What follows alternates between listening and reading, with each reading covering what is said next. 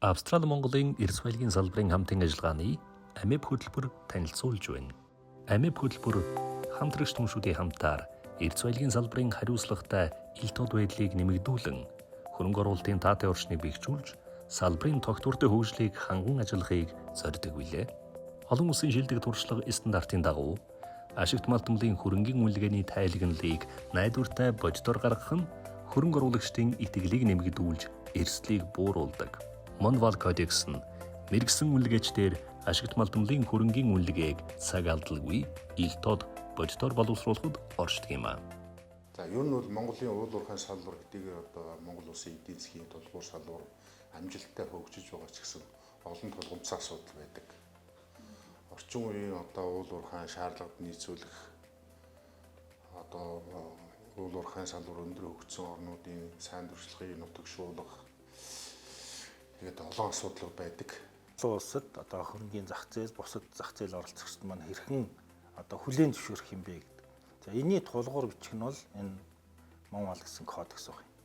19 оноос энэ Монвал кодексыг боловсруулах ажил бол ерөнхийдөө санхүүгийн зохицуулах хороо бас санаачлагт гаргаад амиа төсөл рүү Австрали Монголын энэ төсөл рүү хандаад тэгээ энийг боловсруулж эхэлсэн. Амиа хөтөлбөр Монголын мэрэгсэн үнэлгээчдийн институт болон Монголын геолог уул уурхайн мэрэгжлийн институттэй хамтран ашигт малтмлын хөрөнгийн үнэлгээний олон улсын тэргуун туршлагыг судлах судалгааны ажлыг эхлүүлсэн. Энэхүү судалгаанд үндэслэн Монгол улсад ашигт малтмлын хөрөнгийн үнэлгээний өөрийн стандарт Монвал кодексыг боловсруулах суурь тавигдсан билээ. За энэ хооронд бол бид нар Австралийн хөрөнгийн бирж, Торонтогийн хөрөнгийн бирж болон дэлхийн одоо уул уурхайн томоохон хөрөнгийн биржүүдтэй давхар үртгэлийн асуудлаар бол нэгт ажиллаж эхэлсэн.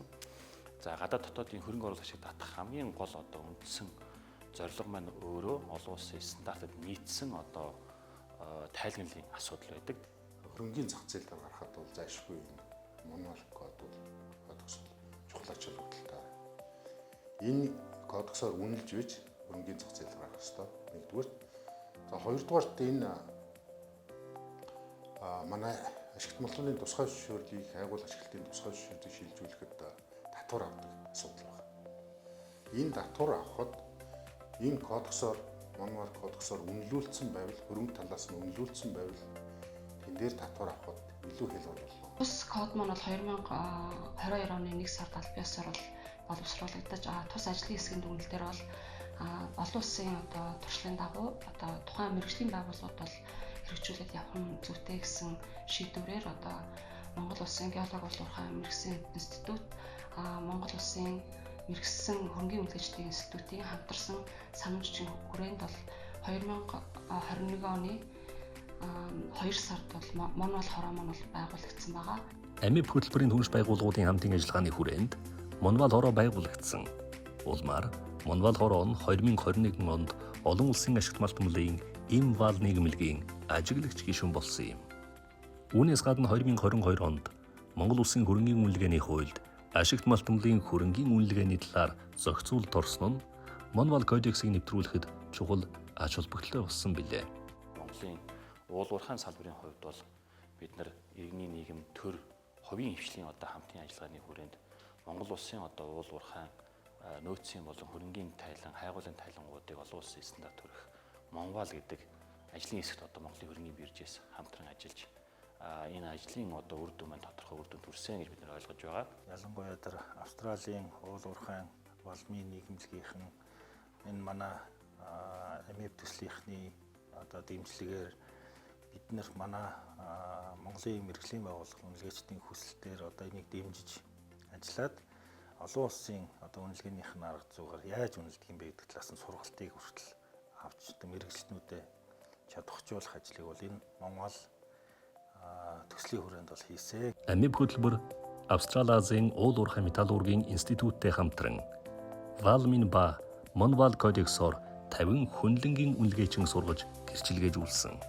За мэдээж Жорк болон одоо бусад олон улсын стандартууд өндөр зардалтай байдаг.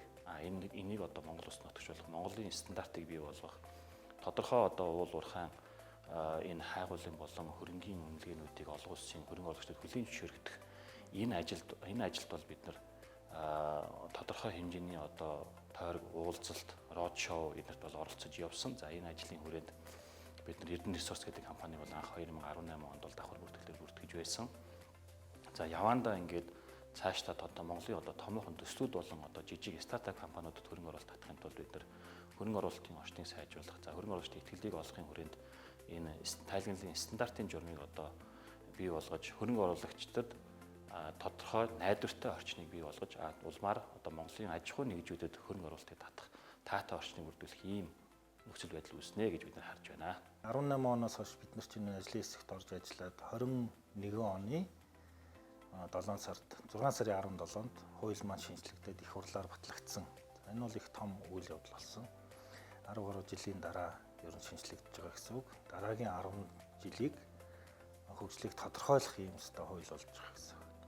Монвал төсөл нь Монгол улсын эрдэс баялагын салбарын ил тод үнэн зөв тайлгналын стандартыг олон улсын жишгт хүргэн Монгол улсын эрдэс баялагын салбарын тогтвортой хөгжилд хувь нэмэр оруулна гэдэгт бид итгэлтэй байна.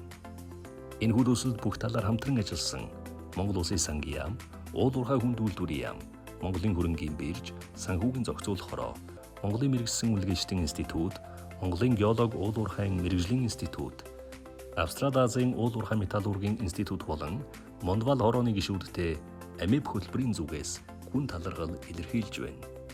Монгол Улсын засгийн газар, Австрали Улсын засгийн газар хамтран Австрали Монголын эрдэс баялагын салбарын хамтын ажиллагааны хөтөлбөр буюу АМЭП хөтөлбөрийг хэрэгжүүлж байна.